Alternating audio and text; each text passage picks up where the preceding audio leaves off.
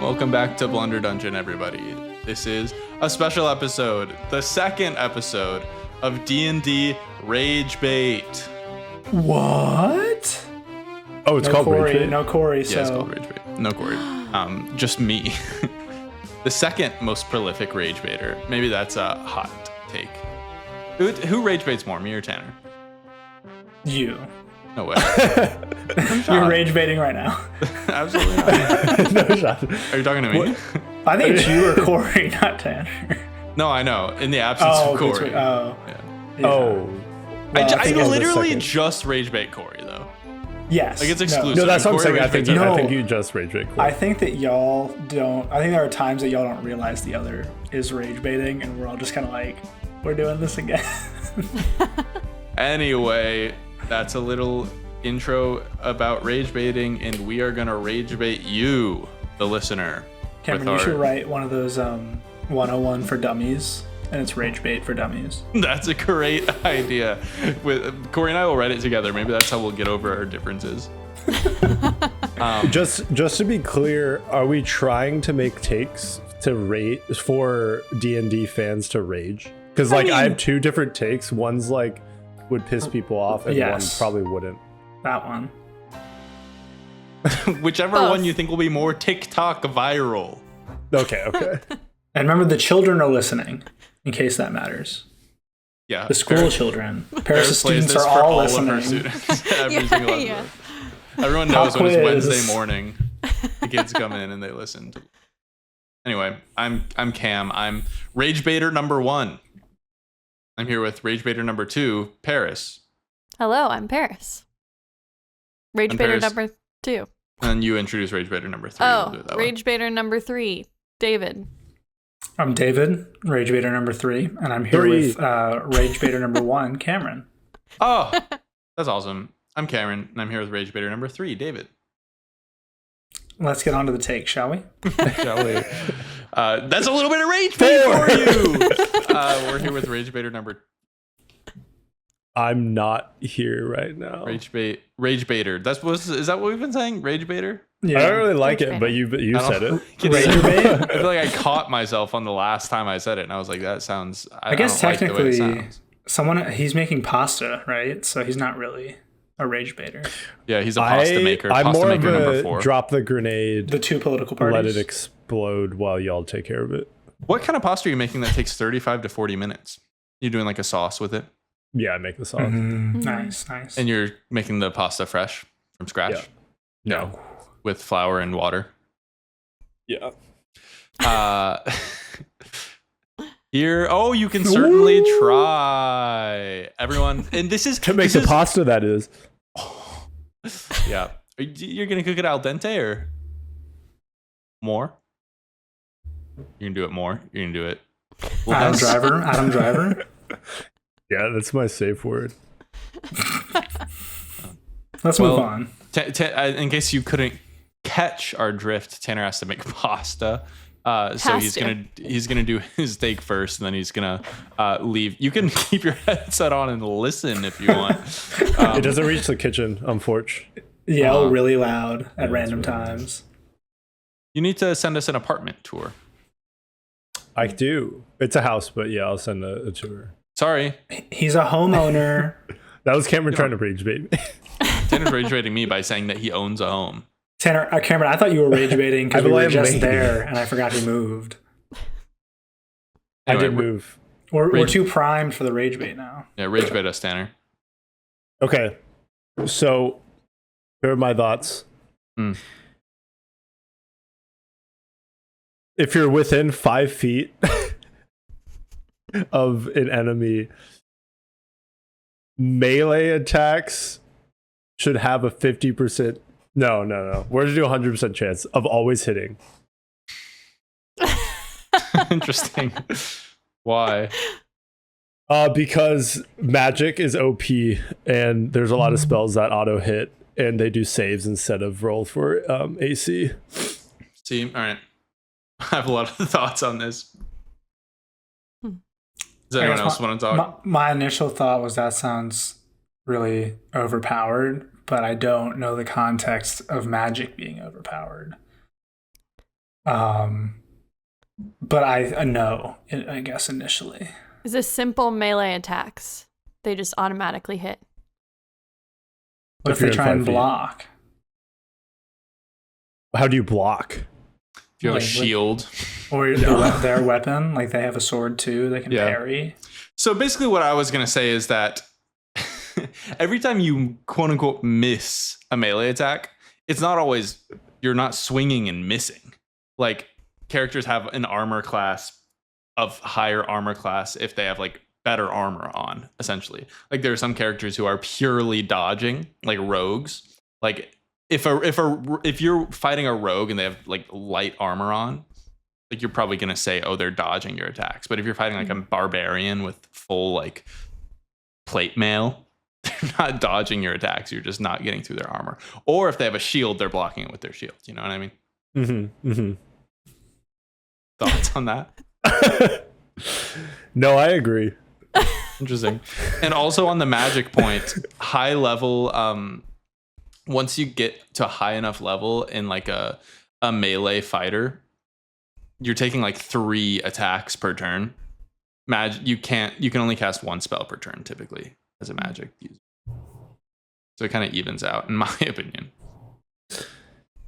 No, magic is OP, and melee needs a buff. I mean, it is. Like I think wizards are OP, certainly. And clerics are OP too. I think. There's too much. I feel like it would get boring. I mean, like I think there's excitement in not knowing what's gonna happen. Yeah, so you want like your players to just be like, I guess I hit for this amount of damage every single time they swing. I think you should roll whether it's resisted, just like a save. Oh, so you want it to be saves? That makes sense to me, or more It's not the sense. worst. And you could have like buffs to your saves if you have certain, Yeah. like based on your AC. But then you might as well just roll to. I agree with the yeah. You should wait. Let's do this. So when you make an attack, you roll to see if you hit them, and then, and then they do a save to see how much it does. No, then it has to be above their AC, and then if it's above their AC, then you. And you hit. Yeah, this is interesting. I think we should run with I think we should dive into that concept. Yeah. Can I just make sure I'm tracking? You just described the normal process. No. Okay. This is way better. Much more complex. No, I'm just rage baiting. Sorry. No, Sorry. but it's automatically hits as long as you roll a high enough D20. What do y'all think about this? Is that the like if you watch like a fight in a show, you know what I mean? Like especially with swords. I always thought that like it's so weird that in D&D like, oh, I cut you a little bit and it did this amount of damage. Oh, I cut you a little bit and it did this amount of damage. Yes, I do think And it's it just weird. like gradually whittles them down. Whereas like in reality, like if I get stabbed with a knife, You're gonna be like incapacitated as well. yeah, like this, the fight is over. The concept of hit points is very odd. Yeah. But there's like Because gaping wound. Yeah. What's that? I always thought like Call of Duty. Like when you cut and then like that person like loses more points, like hit points each turn. There's Like, certain abilities, yeah. Yeah. But in general, So one of my secondary take, which kind of ties into this, is like when you make an attack, you should be able to roll where you hit them. Like if you're aiming for a certain place, like the Achilles or something, you should have a chance to roll to see if you hit that. But like a way to balance it would be if you roll to try to hit it and you miss, you don't do any damage, even if you got the higher, like if you rolled a high enough AC. So it's like a gamble. So say you roll to hit an orc and their AC is 16 and you roll a 17, you have an option to roll again, and if you roll above their AC again, then you get to pick where you hit them. And if you hit like their Achilles, they might get like the slow condition or so disadvantage. That's an interesting idea, and I was thinking like, what if on a crit, instead of doing like two dice of damage or like double damage, you could option to give them like a condition. Oh yeah, that would be a sick option too. Because I think it's annoying, and I know some melee attacker abilities, give conditions, but in at least the early stages, oftentimes you kind of melee does damage, enemy takes damage. Okay, next turn. Yeah, it's very one-dimensional. Tanner's to me, it sounds like you're speaking as somebody who has played a monk, a barbarian, a ranger, and a rogue. Yeah. The 4 classes who don't cast any spells. I like talking about buffing melee classes because I've only played melee classes. I like the idea of choosing because I feel like if you have like a big boss that has like, I don't know, like some weapons that are like attached to each arm, like chopping off an arm to allow for like half attack, like being able to target is cool. Yeah. But I think on a crit, that makes sense. Or like, for example, in the Grimace fight. Yes, Allison I wanted to stab the eyes. Wanted to stab the eyes, but I was like, I can't let you do that because that would end the fight essentially. So yeah. But then I feel like that, like allowing that leads to more creative combat for sure. Like more, like I think people would describe more fun ways of attacking and whatnot. I think that's something that with Total Party Kill I could implement with more puzzle-esque bosses where it's like not necessarily whittling down their hit points, but finding their weaknesses and taking them down by that. I think the combat system is the worst part of D&D, which is crazy because it's like what there are the most rules about by far, but I don't think it's I think it's bad. It's the least engaging part by far. Which is, you could my journey as a DM is entirely based on how do I make this combat not boring. My experience of doing that one campaign was making the enemies a lot weaker. Then it's like you're killing someone like every other turn, so it's actually making progress. But a lot of them, you're saying? Not necessarily a lot of them, like make short combat. Yeah, but then I feel like I feel like the fights in the campaign that we're doing now have all been really surprisingly easy, with the exception of maybe the Allison and Benny fight against the lizard folk people. Ours against the whole town of Karodi. I almost died. That was hard, but that was because literally I thought that was going to be impossible. I thought y'all were going to die for sure, but you made it out. So it's just like, I feel like if the stakes are too low, then it's not going to be interesting. I think like... that's fair. You have to, like a layer action is so important. And then having like a villain that maybe isn't straightforward that you want to kill always makes it more interesting. Or like some time sensitive thing. Like things like that, I think add so much. Yeah. Anyway, let's agree or disagree with Tanner's take so that he can go make his pasta. David? I guess with the original take, I still disagree. But I like where we expounded. Wait, Tanner, can you repeat your take? Yeah. So my initial take was if you're within 5 feet, melee damage should automatically hit and you should roll it as a save. Bears? No, I disagree with that take. You said you agree? I disagree. Sorry, you said you agree. I disagree strongly with that. I also strongly agree with that. Wow, Paris, that's surprising. I thought you were going to disagree. I disagree. With Paris is the odd one out here. Yeah, I disagree with Paris in that I disagree. Okay, Tanner. Looks like I win. So Tanner wins. 3 The agrees. second take was good, though. The second take was good. What was your second take again? My second take was when you are meleeing someone, if you hit them, you should have the option to roll another DC attack to target a specific part Right. of their body to cause a condition.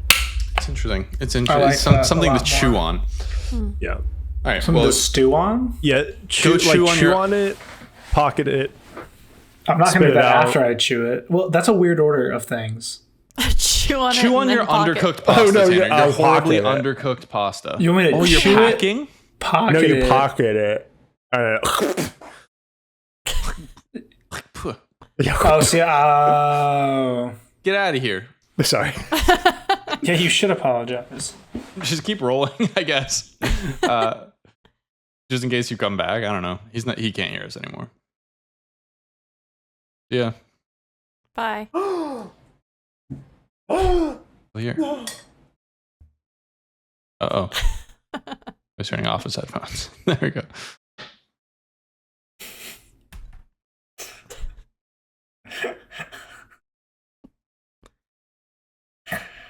Okay. Ooh, Why is he gonna- not showing his face? Oh my god, no! What's happening? Oh, he Jesus, put the camera lens sucks. cover on. Wow. This is like a fourth wall. I feel like weird in this space now. Yeah. I can't continue. Anyway. Let's continue. Anyway, let's continue. I'm holding up a number. It's either 1, 2, or 3. And whoever gets it gets to go next. And if neither of you get it, then I go next. Paris, what do you think it is? 3. David? 2. It was 3. All right. My take is we don't need D10s. Great take. It's awesome.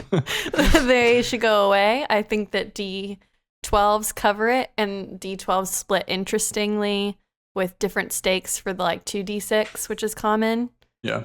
So I think anywhere where a D10 is used, you can replace it with a D12. I also always confuse my D10 with my D8. And I think that would encourage more people to buy D100s, which I think are so cool. And Good fun. point. D10s are so ugly. They're so ugly, and I just don't think we need them. It's too much. David, this is a D10 for just so you I was can about to see. say, I remember seeing that in Pensacola and hating it. Yeah. It's not a good die. I didn't like Bad die. rolling that or the D4. See, I also thought that we really don't need that D6s are fine, but I do think that D4s, although I don't like rolling them, I think in the game they have enough value that they're worth keeping. Can't they just change the shape slightly to round it out a little bit? It just sucks. Well, I have to a different roll, in my D4 opinion. that's like a it's like a, I don't have 2 hands. Let me find it. I just don't like that it doesn't really roll. It just kind of lands and maybe flips Yes. up once. I want that rolling sense. That's what I mean Yeah, by that. I have want a it to D4 rattle. that has a and- rounded bottom. Yes. Oh, shit. Okay, maybe think I'm coming it's around my to the cat D4. one. The one I rolled was flat and pyramidical. I think D4 is worth keeping, but I think D10s can go. You could also just roll for a D4. You could just roll a D8 and take odds. But that's different stats, right? Or I guess if it was 2d4. You could split it up. So 1 and 2 are a 1, 3 and 4 are a 2. That's 5 true. and 6 are a 3. That being said, I like the D4. Yeah, my Because- only qualm is with rolling it. Yeah, it's a bad roll.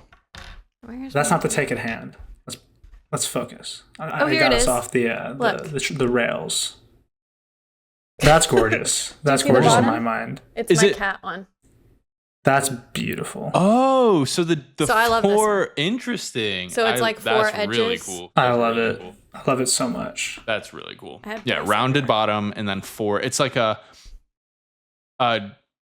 Rounded square. pyramid. It's a square pyramid with a rounded bottom, Mhm. as opposed to a triangular pyramid.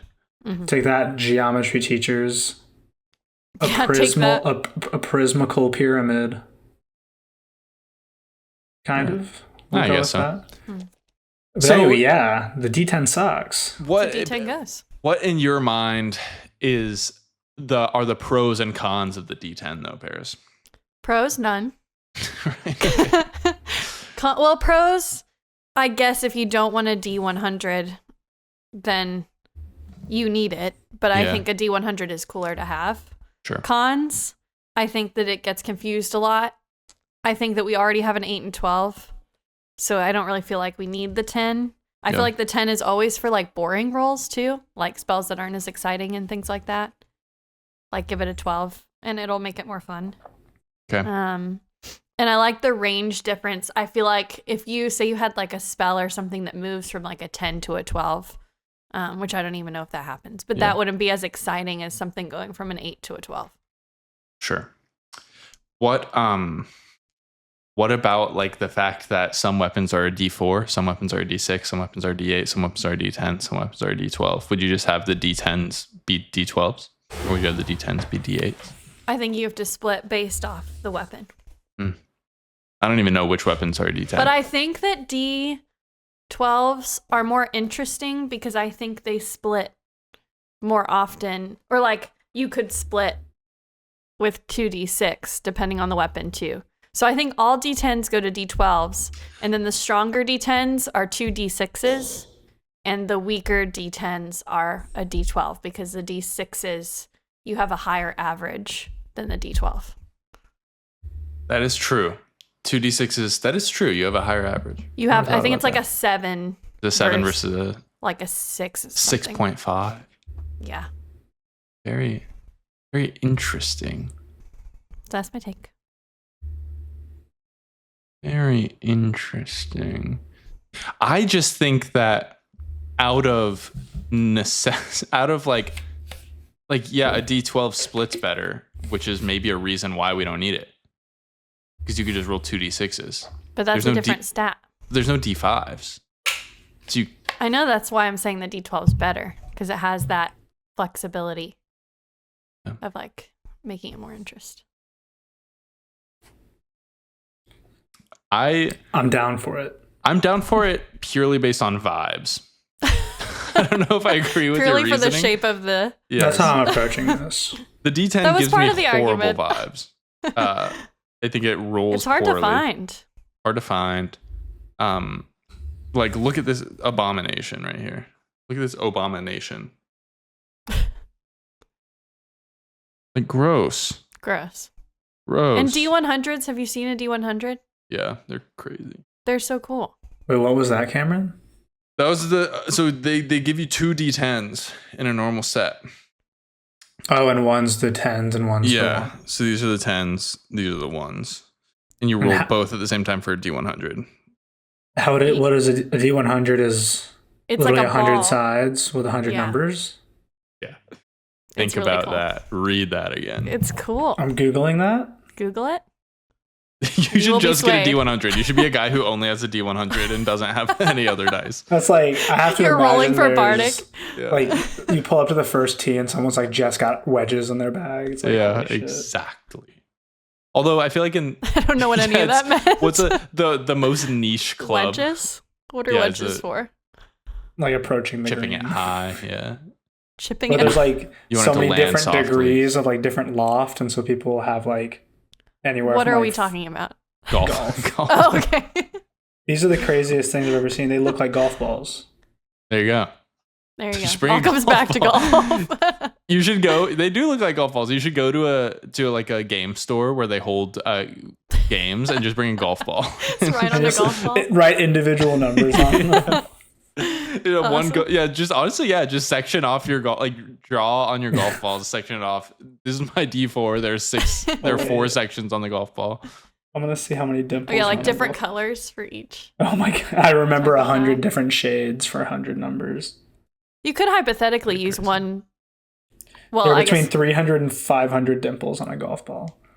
Easy. D500, D500. D500. But then you could say, okay, like for a D10, for example, 1 through 50 is a 1. Oh yeah. yeah, 51 you could through technically 100 have is just a one 2. die for everything. What's in the bag? And it's one golf ball. It's one golf ball, and you're just like, and you just split it up. And it's the same one I use on the course because I never lose a ball. Now read that again. So I you agree. didn't listen. I agree, Paris. I get the D10 out of here. Awesome. David. Agree. It's ugly. Nice. We're out of practice with the takes, David. We have to get back into it. Ironic. Okay, David, I'm holding up a 1 or a 2. 2. It's 2. I never win my game, and I always go last. Go ahead. My take is that players should have to complete some sort of action when taking a rest to fully gain like a full rest. And it's kind of up to the DM. There's kind of like different tasks that you could do. It could be something like, I was thinking kind of along the lines of that TikTok I sent you about like doing the trivia challenge of like having them reflect on like what has happened between their last rest, but kind of making it in a way that's like a trivia. Like, do you actually remember what happened? Or if they just do a good performance, almost in a situation where you would do heroic inspiration. You give them if they reflect well on what they did and how it affected them. Also, I think it's a good opportunity if you're like heading somewhere, like the ranch, if Woolsey hadn't absolutely fumbled the campfire game. I don't think it was on him. I don't think it was where it his was fault. totally Woolsey's fault. Where you can like foreshadow things where you're going and just judge a player's response to see if they get all their magic back, if they get all their health back, if they wake up feeling well rested. That is a great. I love that. Great take. I like it, David. Is it like all or nothing? No, I think it could be discretion. Like some of them could be pretty binary. If like, oh, you're trying to like do a simple action to make sure you sleep comfortably and you like fail, or if you're trying to reflect, the DM can be like, 7 out of 10. Here's like some stuff back. Yeah. Yeah. Love it. I like it. I feel like it would be like, in order to keep it fresh, I feel like it would be either the DM would tell the players like, you have to tell me what you're doing, or like a mix of like the DM comes up with certain like questions or certain you games kind of tee them like up that. For sure. Yeah, I feel like short rests are pretty underused when we play. Like we don't really short rest that often, so it might encourage more. Yeah, I think that short resting hasn't been super prevalent because we've been moving from place to place so frequently, and a lot of travel, and we haven't really had a lot of fights, you know, so like for in Karoti, y'all used short rests because you had to, because you fought and then fought and then you fought the mimic and then fought, you know, like it was all one day. Like that's a good one where if you're under the stress of fighting and you're just trying to get a quick rest in out of desperation, where, you know, a check would be good to see if you're actually getting like well you have rested to because you're find stressed somewhere. out and all this stuff. Yeah. Earn Or your like you have to rest. stay hidden. Because if you don't think something. about like people, I don't personally, I've never been able to like take naps, but when someone's like, you might plan a nap because you have something going on later that day. Yeah. I feel like so often you hear stories of those going poorly. You wake up and you don't know like what day or time or year it is anymore, like those type of naps. Yeah. So it would make sense if you're short resting for like a specific purpose that it might not always go 100% to plan. Yeah. That's Bandits cool. could arrive. Yeah. Yeah, or it depends on the like situation. you could rest, like a DM could roll like a private roll, and there could be a situation where you rest too hard. Yeah. Like if your whole party rests. Benny has that alarm. If that ever were to be prevalent, like what if we all sleep through it because it sucks? You sleep through and it's something quiet? important. Yeah. Benny could make like some kind of intelligence check while he's making it, in that like the lower he rolls, the more faulty the alarm could be, kind of thing. But like if everyone rests, it's true. Like what's waking you? Like if you don't plan something. Yeah. Yeah. That's like, for example, the Grimace fight. Like y'all could have had somebody standing guard. But I alas, listened back. When I saw that TikTok, I was like, that you made it so obvious. Like not obvious, but you definitely like implied like do you want to like look around? I can't remember what you said. It was something when Benny was like in the barn or something. Yeah. Like, are you doing anything? I said, are you, because it was you trying to sneak up behind him to watch him. And I was like, are you looking out for anything? That was or anybody? it. It's like, geez. And then he literally was like, no, I think I'm feeling pretty safe. Yeah. Like, why? Y'all are being chased. That's so funny. That's the Normally, I feel like we're Coke so and Chip cautious. Ranch. Yeah. Yeah. It's like that casino in Percy Jackson. Yeah, exactly. I feel like nothing can go wrong. Yeah, I don't know, David. This is good. Good fodder. It's great. I think I'm gonna do it. Fodder. It's just like the idea is like to earn your rest, essentially. Yeah. It's not like a crazy mechanic like to change. It's just like, and it might keep some people, certain unnamed people that have their camera covered up right now, more engaged. Exactly. Yeah. No, it's true. It's all true. I think it'll also, it's just reps, like role playing reps. Yeah, which I think is the big thing for me. And like the pointers that you send are a good reminder. Mm-hmm. Like it's hard. I don't always think to go right into role playing when you like set a scene or ask a question. Yeah. Yeah. Yeah. And like, I don't know if y'all remember that I sent a TikTok a while ago, where it was like veteran D&D players versus like new D&D players or something. And like every single thing that like really good players do, they think about like what their character would think about it, or like how they would, what their character would do in the moment. It's like improv chops too, though. Like, there's so many times where like there'll be a conversation, then after I'll be like, wait, I definitely should have like gone into this or that, you know? Like remembering and like taking the time. I think sometimes it's like we like just keep talking when like there can be space. Like if your character would think, like you can think, you know? Yeah. I might have told you all this, but my girlfriend's essentially my girlfriend's brother-in-law like listens to the show, and he was like, he came and like is, you know, shout out if you're listening, but he came up to me one time and he was like, y'all should take improv classes.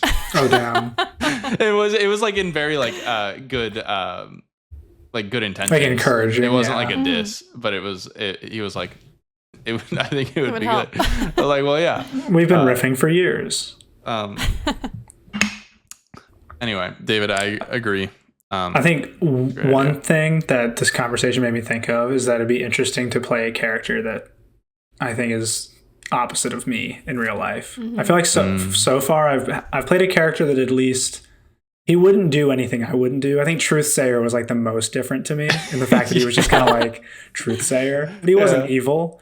But if I just played like an asshole or like someone who was super pessimistic and just mean to people, if that would like help my acting skills. I think it does. I have strong opinions on this because I feel like in our campaigns I've always played maybe more like not serious, but like more serious characters. And in our other campaign, whenever I like, there's been a couple times I've just been able to play like a terrorizing goblin, and I feel so much more like confident and comfortable because it's like this big character, like just being awful and like doing like being the like fun, goofy, or like just really out there character, I think is easier for most people because you're like embodying something so out there. It doesn't feel, I don't know why, but it just like is, I think it's easier. But you also, you always have to be thinking about like, what would this character be doing in this moment? Because you can't just like rely on instinct. Like you have to like be thinking, you have to put yourself in like a completely different. What would they do? But I agree. Like it's definitely easier to do that. But I think also like, David Mavros makes decisions that you would make, but like you could still like I think where like very experienced like D&D players or even just like actors, what they're good at is like digging into like the differences, because like you're not exactly like Mavros, but there are a lot of similarities, but like you could you know, like you didn't grow up on a ranch, or like your dad isn't like deathly ill, or like you're not like a singer. You know what I mean? That's true. So it's like I think that digging into like those little differences and really like embodying those are good ways to like bring that, like those big differences that you get from other players into your player. Good point. Anyway, I agree with David's take. Paris, what do you think? I agree. It's a good take. Go, David. Let me cook. My turn. I'm thinking of a number. I've got a number. 5. My take is this: that the less you prepare, the better you are as a DM. Yes. I agree. And I don't need to hear any more. Excellent. This has been Ragebait. It aligns with, not that DMing should be improv, but I just lean towards less preparation, more organic. Well, I'll explain. Is that I feel like obviously you have to prepare a little bit. You have to know like what's happening. You have to have like characters, and you have to have like stats and stuff in case. But I think that where a lot of people over prepare is like planning for every possible situation that could happen, or like writing out a ton of dialogue for certain characters, where there are a lot of situations I think that somebody's first instinct or like improvised reaction is better than what they could have written. I think you get really bogged down in, I used to write everything, but now I don't write as much. And I think that it helps me, number one, like not lock into what I wrote, and number two, just like be like quicker and more engaging. Yeah, I think it builds. I used to like in our first campaign, I would write like if there was an encounter, I would have like at least 4 links to 4 different possible things that I thought you guys might do. But then because you never did what I thought you were going to do, I feel like my brain was like, hold on. Like, and then I'd plan too far ahead. So I'd base too many things off of other things. So I agree in that way. But I think the overarching, like having a long game story, I think it, like when I listen to podcasts, I feel like I can tell the difference between like they added in like the big bad later on and got to it versus like they mapped out and had like planted seeds. Yeah. Like I love when campaigns like plant seeds of something like for a long time before you ever get to like, and you think you're at the big boss and then there's a bigger boss, but it wasn't just thrown in. Do you know what I mean? So I think like story planning is important, but I agree that session planning like should be pretty like stripped down. Sparse. Because I think a lot of my favorite things about the podcast that I ended up running with have been like the unplanned things, like when y'all went the HR route, or when you fought all the dwarves, or when like Allison being like obsessed with fire and burning everything down. Like stuff like that is, I think, are like my favorite parts about the campaign, and it's not necessarily things that like I had 0 dialogue for Stacy. You know what I mean? Makes sense. That makes sense. It makes it more collaborative too. Yeah. Like it's like frustrating. I think like if you are in a session and you feel like the DM has already decided what's like going to happen. And then you feel like, hold on, I don't really have any like say over, you know, which is like hard to balance, but. Well, yeah, that's the other thing about over preparing is that like you feel like everything has to go the way that you prepared. And then the players don't like have any real say. I have a 2-part question. Wait, go ahead. Yeah, it's going to be a tangent, so you go ahead. I have a 2-part question and then another question. Sure. But the other question is a tangent. So we can see if we get to it. Good agenda. So I since went y'all have two both been first. DMs, when you were like over preparing and writing everything, would you get frustrated if things didn't go that way? I would panic. I think. I would Yeah. panic, yeah. And But then the I got second used to part it. is so when you don't do that, do you get less panicky and just because you get better at reacting?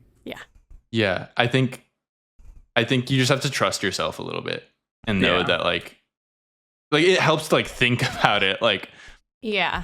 and especially like if you have, I think what really helps me personally is like having the NPC that I write have like a clear voice and character, because then it's like it's not just me talking in my normal voice, and then like if Gradient does something crazy, I don't know how this character is going to react because I don't know who this character is. Whereas if I like have this character be like a super laid back person, maybe they wouldn't care if Gradient did something crazy. Or if they were like insane, then they would, Yeah. My hope was that in our campaign that Pidge would be a guiding force.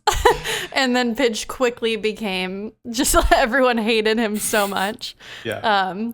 And I think that like that became, again, it's like an unplanned thing that became like the most fun part of the campaign. But the only time I feel like I get frustrated if things don't go according to plan is if I've like I said, like planted a seed or like told, like hinted at something like a lot. Yeah. And so I'm like ready for like the big reveal or something. And then it's like not push to next week. Yeah. Or it's like not, it has no impact because it's not like understood, Yes. or like people aren't like trying to pursue it because it's like you mean plot devices that a group might miss. Yeah. But then I feel like that always does lead around because then it just might be a more roundabout way and like other fun stuff happens. So David, I wish you had been a part of that first campaign that we did, because that was the Wild West. Is that the one that I joined, or is that the one? Is the one. So Paris. You start with Tanner. Yeah, I DM'd knowing maybe 20% of the rules of D&D. And none of us did voices, and we literally just were like, I think we'll do this, and it was like, but it was like, I think back on it as some like the most fun D&D that I've played. It was very pure, like just like, I don't know. I just feel like it was there's a lot of just like joy and like silliness, which was fun. But like no like backstory stuff. Like like I mean, I'll killing say random innocent people all the time. What was the one I joined called? The Apostles. The Apostle. Like, that was so fun. I couldn't tell you a single thing. That's like what was going on. Yeah. And I just kind of went with that. Yep. Never knew where we were going, what we were doing. Never asked. Didn't know how to play the game. You like jumped in at like kind of a crazy, like I feel like there was quite a bit of like turmoil. Yeah. And then like the Fury war. Of blows. Flurry of blows. Flurry of blows. Yeah. Yeah, I can't believe you died. That's crazy that I would crazy. die. I've been thinking about this a lot, that in our podcast, if one of these characters died, I would genuinely be really sad. Oh, yeah. Like, If Benny died? If Benny died. Oh my God. If Benny died, we're holding a whole funeral. Like a whole episode. I think that the group would not let Benny die. Yeah. I think there's worlds in which every other character could like have some sort of sacrifice and it would be sad, but it would feel like good. You can't sacrifice a 12-year-old. But if like Benny died, it would just like not feel good no matter what. Right. And I think that a lot of the characters would. I think that Knack and Allison would probably like jump in front of a bullet for Benny at this point. Mm-hmm. Yeah, for and sure. I think Gradient would die for Mavros at this point too. Let's fucking go. Or for Ratatouille. Or for Ratatouille, indeed. Anyway, that's my take. That prepare less. You'll be fine, and it'll feel better for your players. True. W's in the chat. All right. Let's do hottest take. So let's go around and restate our takes. My take was that DMs should prepare less. Good take. Dave, Paris, what was your take? No more D10s. David? Mine was you should have to complete some sort of task or feat or some sort of check to fully rest. And Tanner's take was like melee attacks within 5 feet should hit automatically. That should be hot. Fuck. That's very hot. I was about to say it's Cameron, but now it's like shit. He's not here though. All right. So David will vote first, then Paris, then me. We'll go in that order. Everyone know who they're going to vote for? I think so. All right. In 3, 2, 1. Cameron. David. Oh, sorry. David. Yeah. Because I think that it's like the most like you could apply it like easily, but I don't know that like everyone would like be on board, but I think that everyone should be on board. Yeah. It's like a small change. It would add time. You're like checking everybody in your session. But I think it's like a really good change. If you're about immersion, I think it's a good avenue. And it's my favorite take of the episode too. So it's fucking good.